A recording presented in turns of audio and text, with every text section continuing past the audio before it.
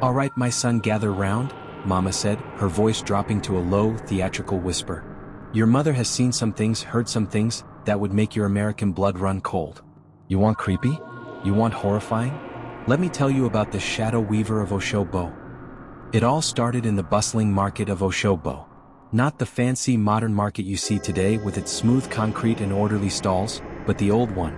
This market was a living, breathing creature, a tangled, chaotic labyrinth of mud paths and corrugated iron roofs, where the sun fought a losing battle against the shadows.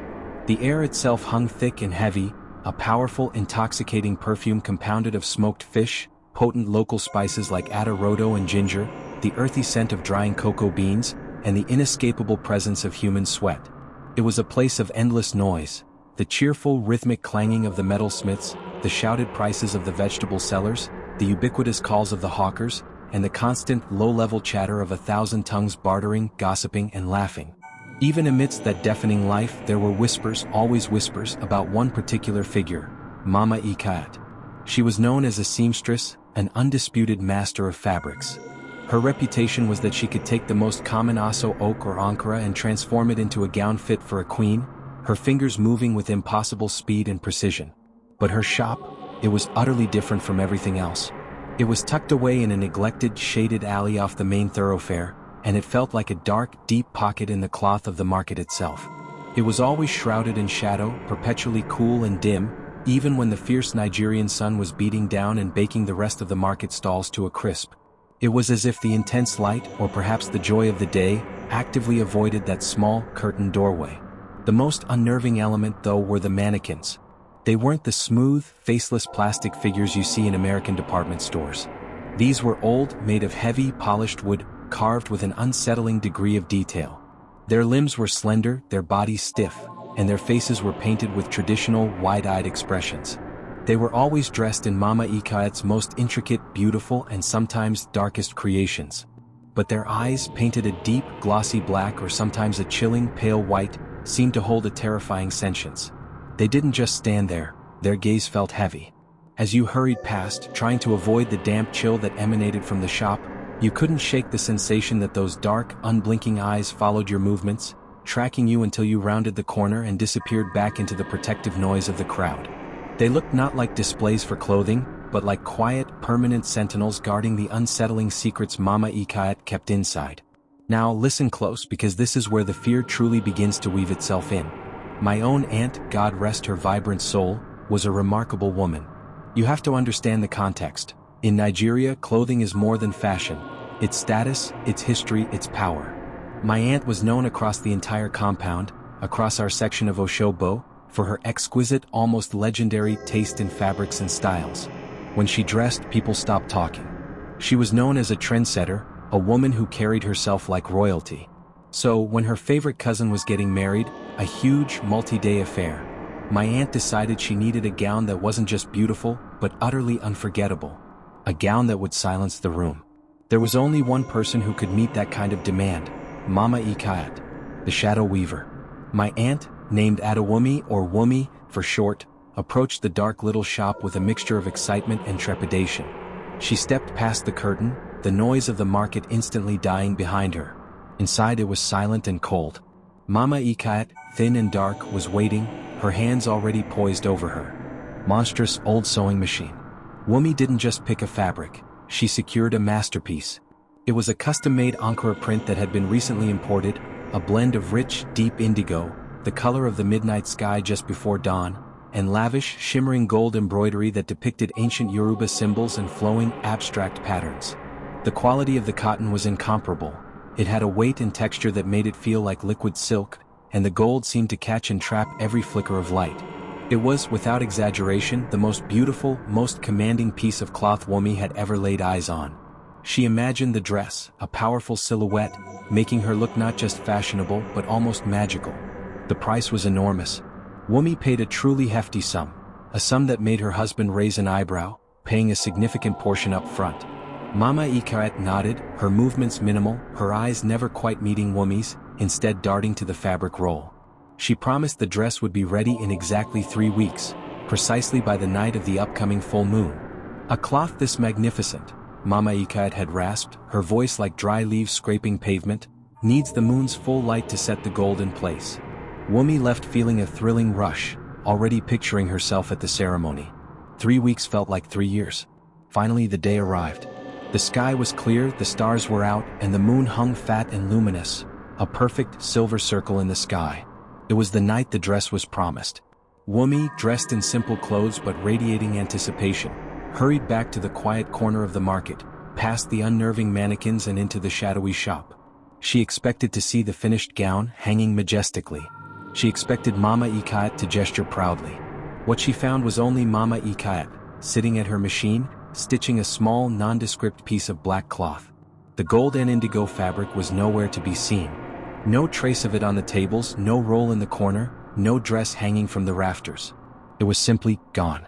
Mama Ekaette, Wumi began, trying to keep the panic out of her voice. The dress. The fabric I commissioned.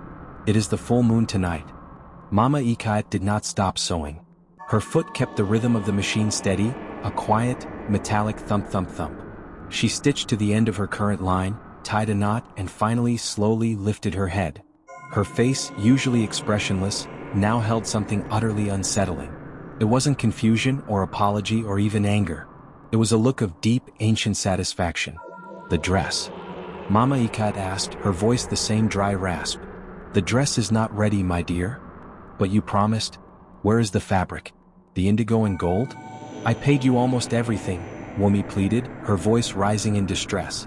Mama Ekaette did not answer with words. She just leaned back slightly on her stool, letting the pale light that filtered in illuminate her face. She settled a profound, knowing smile upon Wumi. This smile was not warm. It was cold, thin, and stretched just a fraction too wide, a smile that conveyed secrets and power that no ordinary woman should possess. And her eyes. Ah, those eyes. They looked like 2 polished chips of obsidian stone, dark, hard, and utterly reflective. As Wumi looked into them, she didn't see sympathy or even simple recognition. She saw something that looked beyond her, beyond the shop, right into the deepest, most vulnerable part of her soul. It was a look that communicated a chilling truth. The fabric hadn't been lost, it had been taken. And whatever it had been used for, it was far more sinister than a ceremonial gown. The dress? It was nowhere to be found. But Mama Ekaette's cold, knowing smile was all the answer Wumi received. My aunt, Wumi, returned home from the market that night, not just empty-handed but heavy-hearted. The cold chill of Mama Ekaette's shop had stayed with her, and that silent, knowing smile had burrowed deep into her mind like a tick. She tried to tell herself it was just a strange old woman, perhaps forgetful or confused, but the fear was already whispering that something much darker was at play. She ate a quiet dinner, avoiding her husband's questioning gaze, and went to bed early, desperate for the oblivion of sleep. But oblivion did not come. Instead, she was plunged headfirst into a dream that was less a fleeting image and more a fully realized, terrifying reality. It was a vivid, hyper-realistic, horrifying dream. The setting was immediately recognizable, Mama Ekaette's shop. But in the dream, the chaotic energy of the market was utterly silent. The shop was empty, not a single spool of thread, not a scrap of fabric, nothing but a swirling, deep gloom. The only sound was a faint, high-pitched whirring, like a sewing machine running infinitely far away. In the absolute center of this void stood one object, and one object only, a mannequin. Wumi's attention was instantly, violently seized by what the mannequin was wearing. It was draped in the missing fabric, the magnificent, deep indigo cloth interwoven with the shimmering gold thread. It looked even more stunning in the dream gloom than it had in her memory. It was truly the most breathtaking garment she had ever seen. But the shape was wrong. It wasn't the flowing ceremonial gown she had commissioned. It was tailored tightly to the mannequin's form, hugging every curve. It lacked ornamentation, lacking joy. It was heavy, suffocating, and strangely rigid like dried mud. It was a shroud, meticulously sewn, designed not for celebration but for entombment. Wumi felt her breath seize in her throat. She tried to step closer, but her feet were leaden. Then she focused on the mannequin itself. And that is when the dream spiraled into pure, personal terror. The mannequin was not a generic wooden figure. It looked exactly like her. Every detail was perfect. The facial structure, the proud set of the jaw, the curve of the lips. It was Wumi's face, but rendered in cold, pale wood. The painted eyes were wide and black, unblinking, yet they conveyed a profound sorrow, a silent scream frozen in time. The The subtle curves of the body, the height, the strong neck. It was her body, perfected, polished, and utterly still. Wumi's hand flew to her own face. And then she saw the final microscopic detail that broke her spirit. Just above the mannequin's right eyebrow, a faint, tiny imperfection in the polished wood, a small, barely noticeable line. It was the precise location of the scar Wumi had received as a child, a faint mark she always concealed meticulously beneath her head tie. No one, not even her husband, noticed it anymore. Yet there it was, etched onto the wooden face of the silent figure. She knew it. This wasn't a dress meant for a wedding. This was a dress meant for her, and it was a vessel. The dress and the mannequin were preparing a place. Mama Ekaette hadn't lost the fabric. She had been preparing the pattern. In her dream, a chilling realization washed over her. The shadow weaver needed a blueprint for her final, macabre work, and that blueprint was Wumi herself. The faint whirring sound of the distant sewing machine suddenly grew louder, closer. It became a relentless, metallic heartbeat, drumming against the silence. Wumi wanted to scream, to run, but her dream body was immobile, pinned by the silent, judging stare of her own wooden effigy. As the whirring peaked into an intolerable screech, the wooden figure slowly, infinitesimally, raised one of its carved, slender fingers. It pointed not at Wumi but straight into the center of her chest. Wumi felt a cold, deep, agonizing pressure where the finger pointed. It felt as if a needle, freezing cold and infinitely sharp, was plunging into her heart, trying to draw out the essence of her life. With a desperate, guttural sound that tore through her throat, Wumi fought her way out of the suffocating grip of the dream. She woke up screaming, a long, ragged sound that brought her husband leaping out of bed. She was drenched in a freezing sweat, her heart hammering against her ribs like a trapped bird. The fear was physical. The cold, deep chill of the dream clung to her skin like a wet, icy cloth, and the scent of dust and old would seem to linger in the air. For long moments she couldn't speak, could only gasp, her eyes fixed on the shadows in the corner of her own bedroom, half expecting to see the silent, terrible perfection of her wooden double standing there, waiting patiently for its final fitting. The moment Wumi woke up from that dreadful dream, sweating, shaking, the cold phantom chill of the shroud still clinging to her, she knew she couldn't stay home. The silence of her own house was now tainted, haunted by the memory of her wooden self. She needed answers, or at least she needed a concrete, living reason to believe the mannequin was just a trick of the mind. She needed to confront the source of her fear, Mama Ekaette. The very next morning, Wumi was back at the Oshogbo market, but she was a different woman. Gone was the vibrant confidence, replaced by a frantic, brittle energy. She rushed through the throng, dodging baskets and pushcarts, heedless of the insults tossed her way. She wasn't seeking fashion now, she was seeking sanity. She burst into the shadowed alley where the shop stood. Mama Ekaette was exactly where she had been the day before, sitting at her massive ancient machine. She looked entirely undisturbed by Wumi's previous demand or the sheer terror she had inflicted. She was the absolute picture of calm, a deep, unnerving stillness that defied the chaos of the market just steps away. She was slowly, meticulously stitching away at some fabric. It wasn't the indigo and gold. This piece was a dark, shapeless cloth, perhaps black, perhaps a deep, Venus red, that seemed to absorb the meager light and gave nothing back. Wumi stood in the doorway, her voice tight and trembling. "Where is my cloth? I had a dream, a wicked, evil dream. You must tell me what you have done." Mama Ekaette did not lift her head. The rhythmic catch of the sewing machine continued, the only sound in the oppressive silence. She didn't acknowledge Wumi with a glance, a word, or even a subtle pause in her work.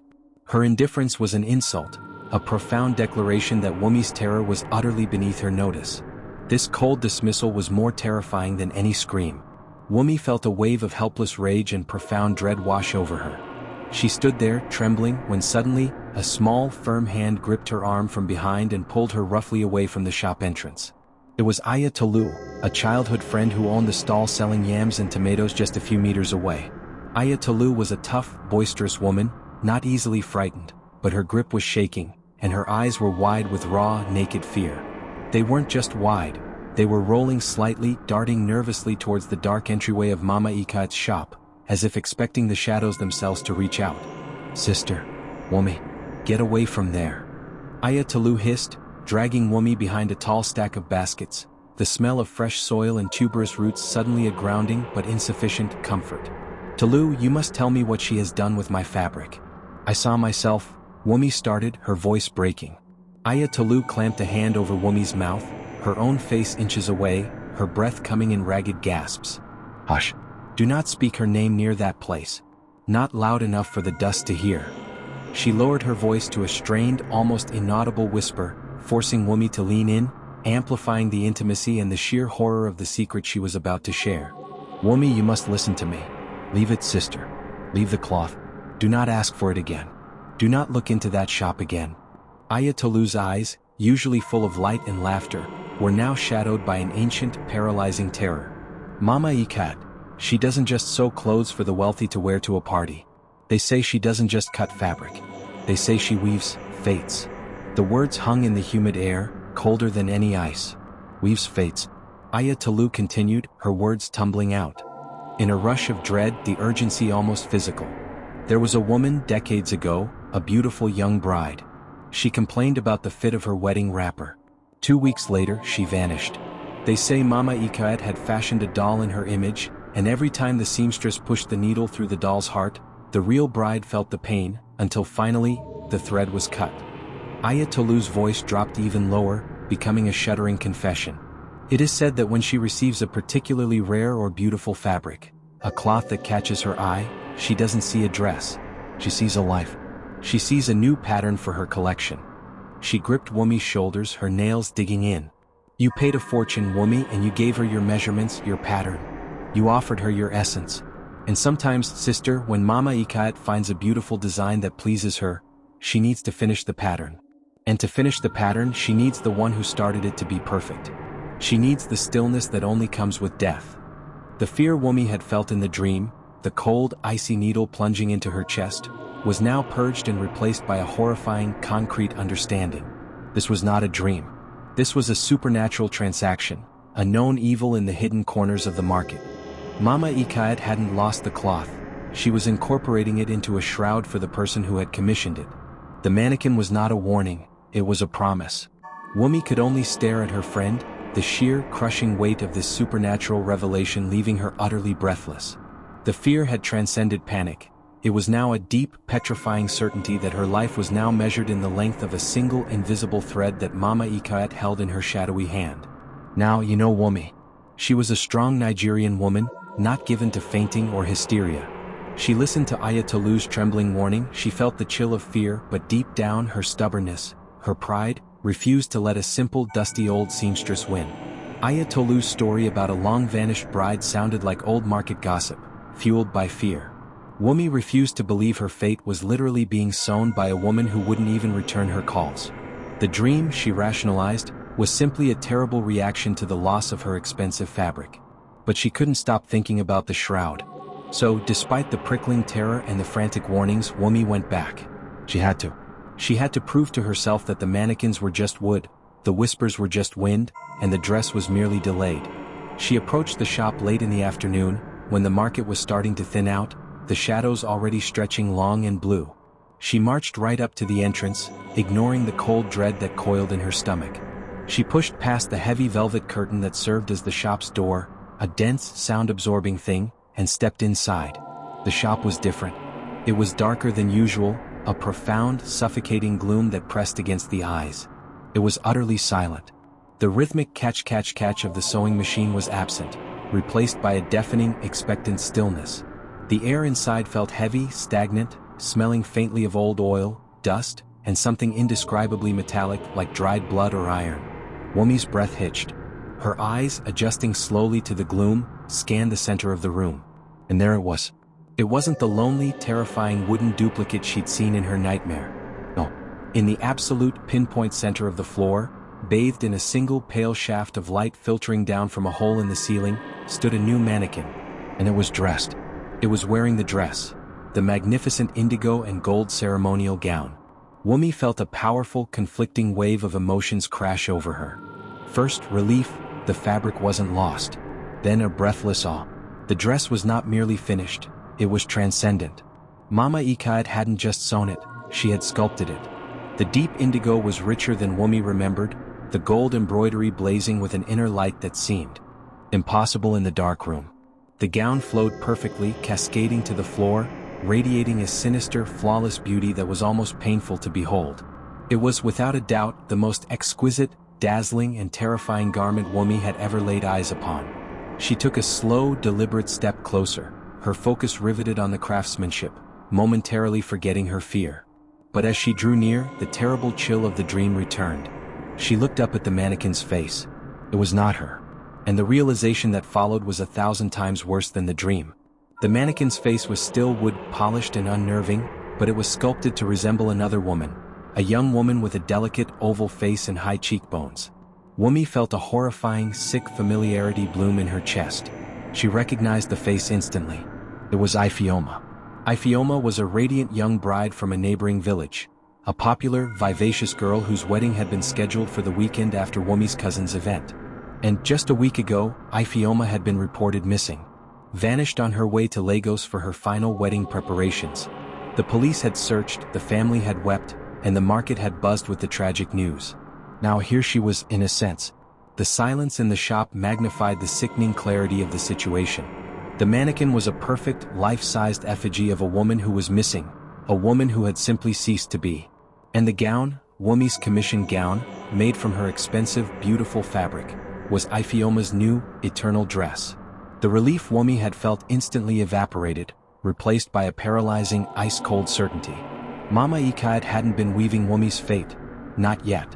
She had simply been working on a commission, finishing the pattern of the previous life she had decided to claim.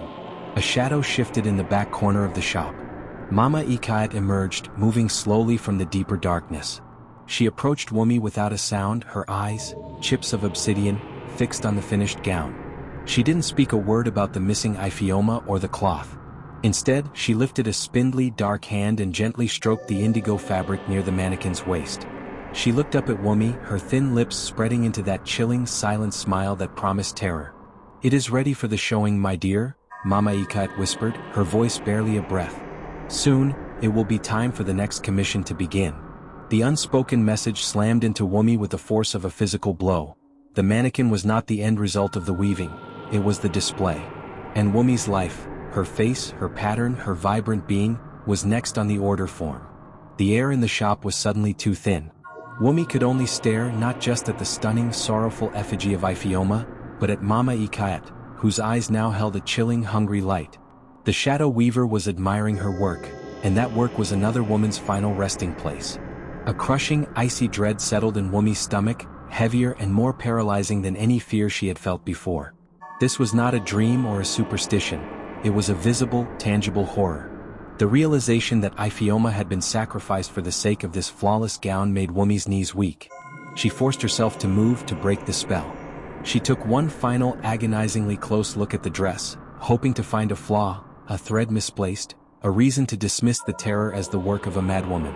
She circled the mannequin slowly, her heart pounding a frantic, useless rhythm against her ribs. The craftsmanship was unbelievable. The embroidery was not just gold thread, it was painstakingly woven into the indigo, creating patterns that seemed to shimmer and shift in the pale light. The seams were invisible. The drape of the cloth was utterly flawless. It was perfect, too perfect. It was the kind of perfection that felt unnatural, achieved at an unholy cost. Then she saw it. Near the hem of the heavy, flowing skirt, right where the gold embroidery ended and the indigo cotton began, there was a single tiny point of imperfection. Loose thread. It was barely visible, a fragile filament of the indigo cotton protruding just a millimeter from the seam. It was the only flaw on the entire garment, a minute lapse in the seamstress's otherwise terrifyingly precise work. In a desperate, reckless impulse driven by terror and disbelief, Wumi reached out. If she could just snip that thread, she felt, illogically, frantically, she could undo the perfection, break the spell, and maybe, just maybe, prove that this was merely the work of human hands. Her fingers stretched out, inches from the fragile filament. The moment she moved, a voice, raspy and low as gravel being dragged across a tombstone, echoed from the deep shadows where Mama Ekaette stood. It sliced through the quiet with the terrible finality of a knife stroke. "Careful, my dear." Wumi froze. Every muscle in her body locked. Mama Ekaette did not raise her voice, she didn't need to. Her words resonated through the silence of the shop, seeming to travel not through the air, but directly through Wumi's bones.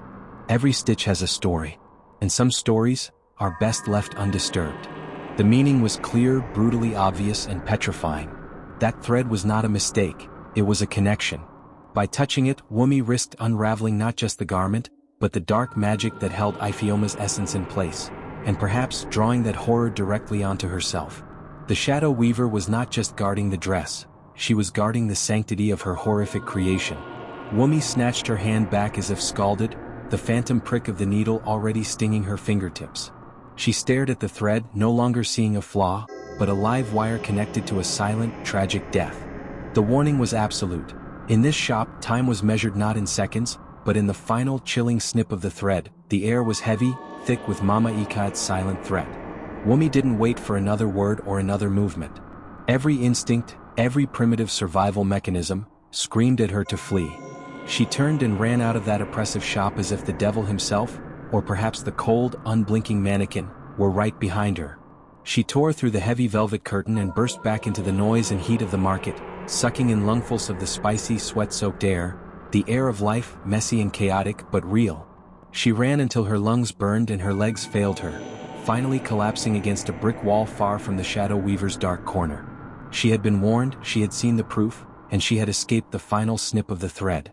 Wumi never spoke of the incident again, not truly, not with the terrifying details of the mannequin's face or the chilling precision of the gown. When asked about her missing fabric, she would simply shrug and say the seamstress was unreliable, dismissing the whole event as a bad debt. It was too horrific to articulate, too dark to give voice to, even to her husband.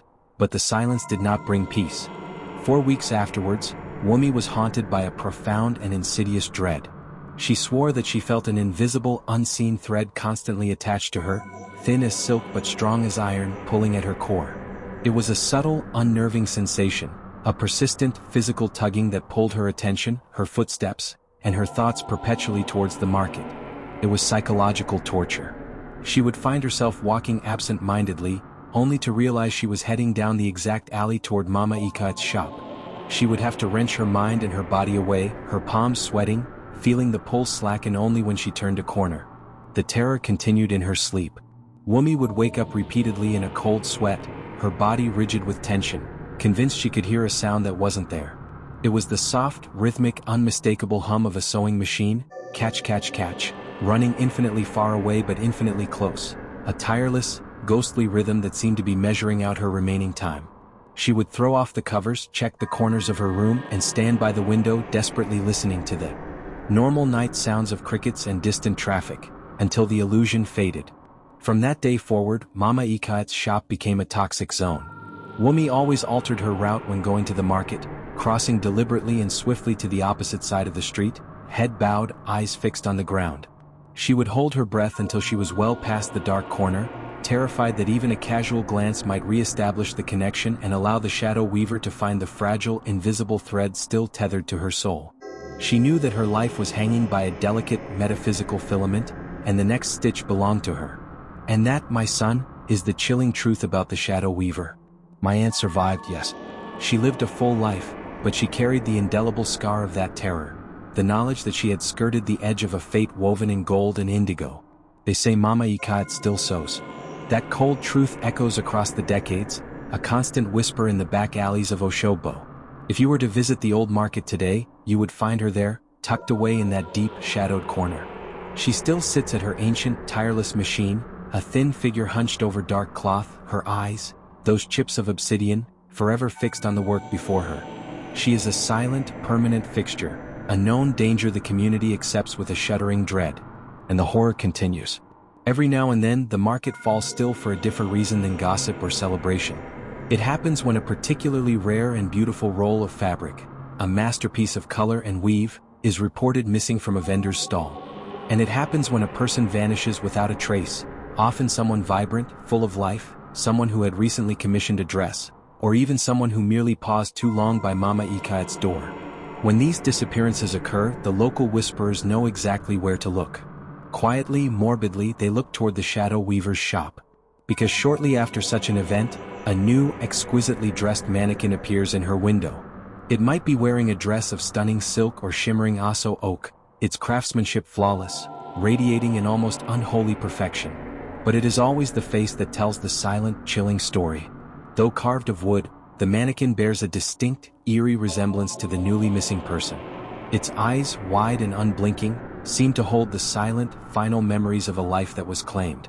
They stand there for weeks, silent trophies in the gloom, before being replaced by the next creation. This is the grim lesson the elders teach in hushed tones. Mama Ekaette does not deal in money alone. She deals in essence. She does not charge in naira or gold, she charges in vitality. Her masterpieces demand a human model, a living blueprint, sacrificed to achieve an eternal, lifeless perfection. Because in the heart of Oshogbo, where the spices are strongest and the sun burns hottest, some beauty is woven from something far more precious than thread. It comes at a price far greater than gold, the price of a soul, perfectly fitted and forever still. Hush, my son, listen closely, Mama continued, her eyes now distant as if gazing into another time. That was just the first. There are deeper fears, older fears, rooted in the very earth of our land. Let me tell you about the whispering well of Igbede. The village of Igbede was not found on any modern map. It was a place of deep tradition and ancient, towering trees, nestled so far into the dense forest that it felt protected from the changes of the outside world. For centuries, the life of Igbede revolved entirely around one central point, the communal well. It was the heart of the village, a deep, stone-lined shaft that had provided clear, sweet, reliably cool water for generations upon generations. It was a blessing, a sacred source, the very lifeblood of the community. Every morning, the sound of women's chatter and the rhythmic clanging of metal buckets against the stone marked the start of the day. But even tradition and faith cannot stop the march of environmental change. One year, the rainy season failed spectacularly. The sky remained a relentless, merciless blue for months, and the sun, usually softened by cloud cover, baked the earth with a scorching, unprecedented intensity. The surrounding farmland, usually lush and vibrant, began to wither and crack, turning into a hard, dusty crust that offered no shelter and yielded no harvest. The worst effect, however, was on the well. Slowly, insidiously, the well began to fail. At first it was subtle. The women had to lower their buckets a little further. Then the effort grew noticeable. Soon, the entire village was forced to face the stark reality. The water level was dropping dramatically. The surface of the water, once so close, now retreated far down into the shaft, visible only as a dark, distant shimmer. And the quality of what remained was devastating. The clear, sweet water that had sustained their ancestors was gone, replaced by a substance that was thick, cloudy, and unnervingly warm. It had a sharp, metallic taste that stung the throat and a lingering bitterness. The water was brackish and bitter, barely potable, and drinking it often led to stomach cramps and headaches. The constant, low-grade anxiety began to permeate the village. The women's laughter was replaced by worried murmurs, and the communal gatherings at the well became grim assemblies of shared despair. The children grew listless, their skin dry and their bellies often aching. The very foundation of Igbede, the promise of clean water, was crumbling, replaced by a thirsty fear that was only the beginning of a much deeper, much darker horror that lay coiled beneath the dry earth. They were losing the gift of life, and in its place, something ancient and terrible was starting to stir in the depths. The sight of the failing well, the heart of Igbede reduced to a deep, dusty throat, drove the village to desperation. Their last line of defense against chaos was their spiritual leaders, the elders. These were the wise men and women, their faces deeply carved by time, etched with the memory of past famines, past floods, and countless seasons of peace. They understood the land and the ancestors, and their duty now was to intercede. With hearts heavy as stone, the elders gathered daily around the lip of the stone well. They did not shout or panic, they acted with grim solemnity. They conducted the most revered rituals known to their people. They poured libations of palm wine onto the cracked earth, hoping to appease the water spirits, or perhaps the ancestors who had once blessed this source. They chanted ancient incantations, their voices low and resonant, begging the earth to release its hold on the precious water. But nothing worked. The rituals were met with deafening silence. The libations simply evaporated instantly into the hot, merciless air. The well continued its relentless descent into emptiness. Failing the traditional methods, the elders consulted external help. They dispatched messengers to distant towns, seeking out renowned diviners and powerful local priests. These specialists arrived, solemn and expensive. They threw cowrie shells, read the signs in the dust, and offered varied, complex, and costly advice. Some suggested a curse from a neighboring village. Others whispered of a forgotten pact with a river god. They followed every instruction, sacrificing goats, painting symbols on the well shaft. But The water remained brackish, bitter, and terrifyingly low. As the physical health of the well deteriorated, so did the health of the community.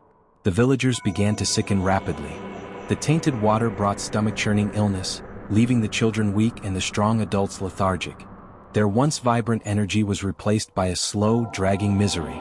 Simultaneously, the final hope of sustenance vanished as the last patches of resilient crops withered and died under the relentless sun. The yam mounds crumbled to dust, and the maize stalks stood brittle and yellowed, rustling like skeletons in the faint, dry breeze. A profound, suffocating despair settled over Igbede like a shroud. It was not just the fear of thirst, it was the psychological terror of abandonment. Their rituals had failed, their ancestors were silent, and their traditional knowledge offered no solution. The elders, the pillars of the community, now stood by the well with slumped shoulders and defeated eyes, their wisdom utterly useless against the relentless power of the drying earth. The village was poised on the brink of collapse, ready to accept whatever dark fate the empty well was preparing to unleash. While the elders crumbled under the weight of failure and the villagers succumbed to despair, one young man refused to surrender to the collective grief: Obi. Obi was a hunter, skilled and fearless, known across Igbede not just for his straight shot and steady hand, but for his keen, inquisitive mind. Where others saw only bad fortune or a divine curse, Obi saw a problem to be solved, a challenge hidden within the earth. He watched the fruitless rituals with respectful sadness, but he knew that chanting would not refill a physics-bound reservoir. While the others prayed by day, Obi went to the well by night, armed with his natural courage and a simple oil lamp. He was determined to find a physical reason. A crack, a blockage, anything that explained the sudden failure of the source. Obi spent hours meticulously examining the well. He lowered his lamp as far as the rope would allow, peering into the dark, damp shaft. As the water level had drastically receded, it had exposed sections of the stone wall that had been submerged for centuries. And it was these newly revealed sections that captivated and unsettled him. He noticed faint, almost indiscernible strange markings etched deep into the ancient stone. They weren't the simple, rough carvings of the villagers. These were intricate, swirling patterns, geometric spirals, repeating waves, and symbols that looked unsettlingly like distorted human eyes. They appeared to be an unknown, foreign script, not of this time or land. The true discovery came on the third night. Obi returned well after the moon had set, plunging the area into total darkness. He needed to see the walls without the yellow interference of his lamp. As his eyes adjusted, he witnessed something profoundly disturbing. The markings were not passive. They seemed to pulse with a dim, phosphorescent light. It was a cool, ghostly blue-green shimmer, like the cold fire of glowworms, tracing the swirling patterns along the damp stone. This was not a natural phenomenon. The light was weak, almost shy, but it was undeniably there, emanating from the symbols themselves. It was an otherworldly illumination that hinted at a deeper, sinister power residing in the well. The well was not just running dry, it was communicating. It was revealing a hidden, magical dimension to its crisis. Obi felt the first true spike of fear mixed with awe. He realized he was no longer investigating a plumbing problem. He was delving into an ancient, potentially malevolent mystery. The well wasn't just thirsty, it was calling. And the luminous script exposed on its walls was the beginning of its terrible message. He knew then that the solution would not be found in prayer, but in deciphering the glowing secrets of the stone. Obi returned to the well night after night, mesmerized and terrified by the ghostly light emanating from the markings. He brought tools, trying to scrape away the glowing script, but the markings were etched too deep, seemingly part of the very bedrock. His desperation to help his failing village began to override his hunter's caution. One evening, the silence was thicker than usual. The jungle noises seemed muted, held back by an unseen force. Obi leaned precariously over the well's moss-covered lip, straining to see the bottom of the black shaft. He was holding his breath, concentrating so deeply that the blood was pounding in his ears. Then it happened. A sound, impossibly close and utterly distinct, brushed against his ear. It was not the rustling of dry leaves, not the creak of the pulley, and certainly not the familiar wind blowing through the jungle canopy. It was a soft whisper. Faint, like the sigh of a long-forgotten memory, yet startlingly clear and directed only at him. Obi recoiled, stumbling back slightly, his heart slamming against his ribs. He looked wildly around, but he was alone. The well stood silent, the moonlight reflecting off the ancient stone. He cautiously leaned back in, his lamp shielded to provide maximum darkness. He waited. and the whisper returned, rising slowly out of the depths. It was a voice, low and musical, speaking in an ancient dialect that Obi barely understood. It wasn't the Yoruba of Igbede. It was older, slower, laced with vowels and clicks that had long vanished from common speech. Yet, the meaning was somehow transferred directly to his mind, bypassing language altogether. The voice was mournful, steeped in an age-old sadness, but undeniably seductive. It seemed to be calling his name, Obi, Obi, Obi, a drawn-out, melodious invitation. It promised relief. It promised abundance. I hold the waters, my son. I hold the life. The voice spoke of the clear, sweet water of generations past, describing it with a sensory detail that made Obi's parched throat ache with longing. It promised to restore the well, to save Igbede, to bring life back to the dying crops. But woven into the music and the promise was a thread of cold, chilling demand. To flow again, the well must take. The gift requires a recognition. It never specified what was required, only that the exchange was necessary. The voice didn't sound evil or demonic. It sounded like an ancient, powerful entity stating a necessary, natural law. Obi felt the sudden purge of raw panic. This wasn't a sudden fright. This was a paralyzing dread. The voice was not trying to scare him. It was trying to bargain with him. It presented a terrifying choice. Let his village die a slow, thirsty death, or make a pact with the cold, whispering power beneath the earth. The fear was replaced by the crushing weight of responsibility, and the understanding that whatever the well demanded in return, it would be something irreplaceable. He now held the well's secret, and its demands were focused solely on him. The nights that followed Obi's first contact were a torment. The whispering well became his obsession, drowning out the logical thoughts of the brave hunter. Every evening, he was drawn back to the stone lip, where the voices gathered and grew stronger. They were no longer faint sighs. The whispers grew louder each night, transforming into a chorus of soft, seductive murmurs that coiled around his mind. They spoke directly to his noble purpose, praising his courage and promising repeatedly to finally reveal the secret of the well's restoration. The village's condition worsened, amplifying Obi's desperation. Children coughed, the elders were silent with impending doom, and the air itself seemed to vibrate with collective thirst. Obi carried the weight of Igbede's survival on his shoulders, making him exquisitely vulnerable to the well's manipulation. One particularly dark night, the whispers reached a crescendo. They didn't just speak, they commanded a feeling. Obi felt a strange, powerful compulsion, an irresistible urge that took over his body and mind. It was a cold, alien insistence, demanding a gesture, a first payment to seal the pact. He frantically searched his pockets, his gaze fixed on the black, gaping hole beneath him. What did the well want? Gold? A toll? Piece of the land? The whispers grew frantic, impatient, pressing him to act. Then, his hand closed around a small object he always carried, a small, beautifully carved wooden bird. It was a swallow, delicately sculpted from dark, local wood, polished smooth by years of handling. It wasn't just a trinket, it was a deeply personal relic, a cherished gift from his departed mother, given to him on his naming day, a symbol of his ability to travel far but always return home. It was, in short, the most valuable thing he owned, utterly irreplaceable, and infused with the memory and love of his ancestry. The whispers did not demand it, but the compulsion focused on it. Obi felt a profound, chilling certainty. This was the recognition the well required. It needed something personal, something saturated with meaning and loss. With a silent, wrenching sob that he swallowed back into his dry throat, Obi opened his hand. The wooden bird dropped away from the light, plummeting down the cold shaft. A faint plunk echoed up as the precious carving hit the murky water below. The very instant the object was claimed by the depth, the whispers erupted. They no longer called to him individually, they intensified into almost a chorus of hushed voices, a sudden, powerful symphony of gratitude and satisfied consumption. It was the sound of an ancient, hungry entity finally being fed.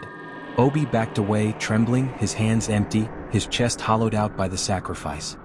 He had given the well the essence of his past and his deepest love. He had paid the first terrible installment of the well's demand. Now he could only wait to see what terrible thing his gift would buy. The village awoke the next morning to an impossible sound, the rhythmic, delighted chatter of women.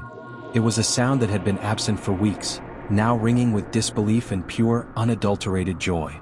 A young boy, sent to check the dry well, returned screaming a single, unbelievable word: water.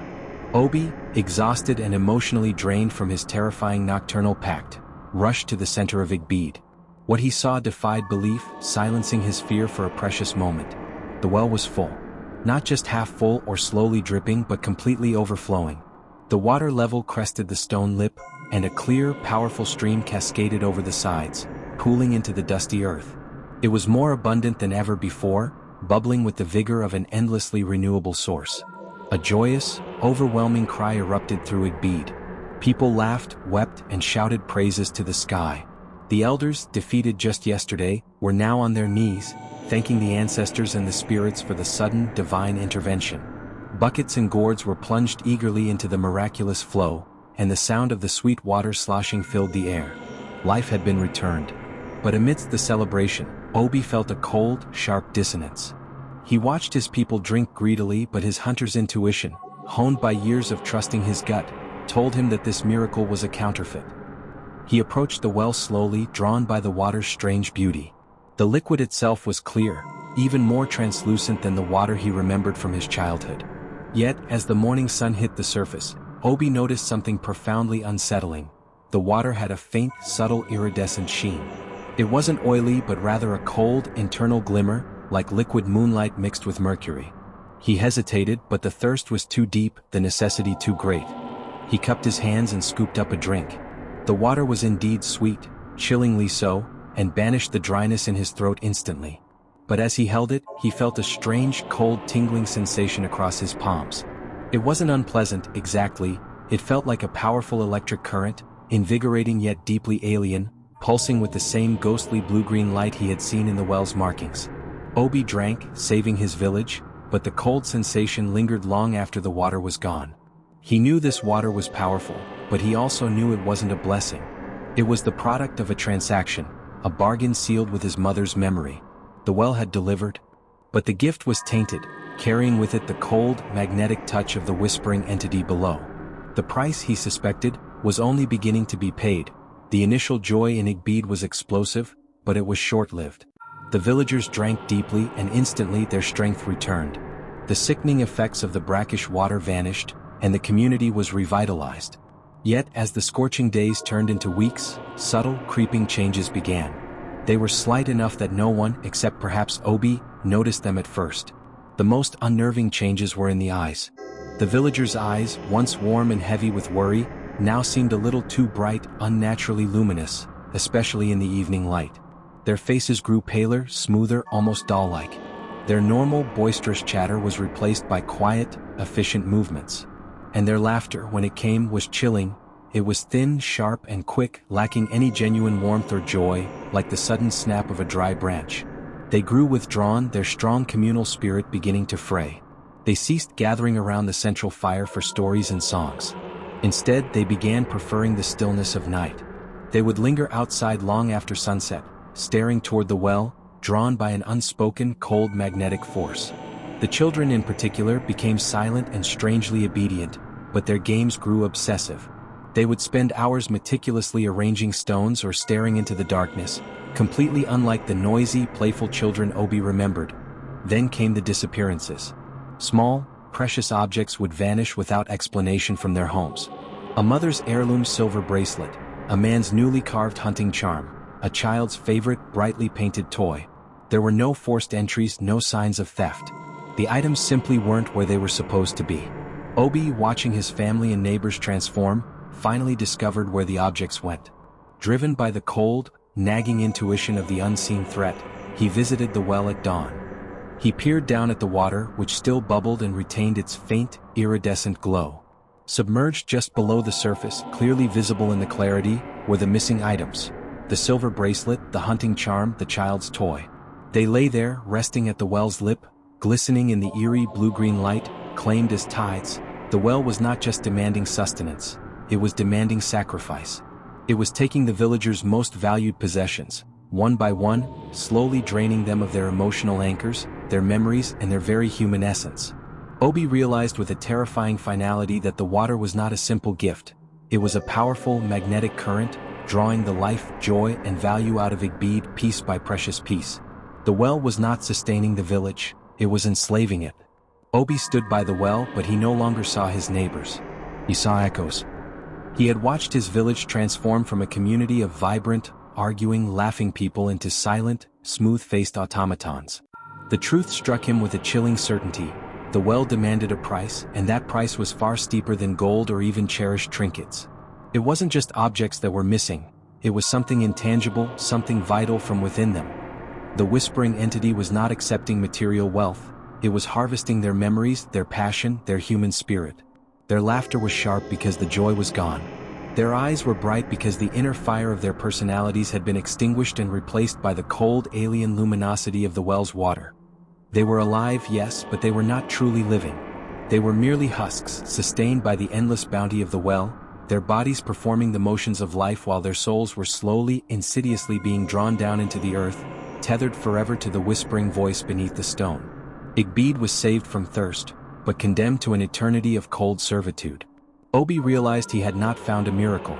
He had simply paid the initial fee for their enslavement. But the horror was not yet complete. The deepest terror was personal. In the dead of the darkest night, when the rest of the village was held in the silent, unnatural slumber of the well's influence, Obi would lie awake, listening. And sometimes, distinct above the sound of the crickets, he would hear it, his own name whispered from the depths. A soft, insistent invitation. The whispers were not angry, they were seductive, patient, promising the final release from the burden of watching his people die slowly, piece by piece. He knew the well had a special, deeper claim on him. He was the one who had initiated the bargain, the one who had sacrificed his mother's memory. He was the one destined to be the well's ultimate, most valuable prize, the perfect, silent sentinel to guard its cold waters forever. Obi escaped Igbede, but he will never outrun the sound of his name, a soft, hypnotic call urging him to return and submit to the ultimate, final price. And that, my son, is the terrifying story of the Whispering Well of Igbede. If these stories have chilled you to the bone and kept you glued to the screen, make sure you hit that subscribe button right now.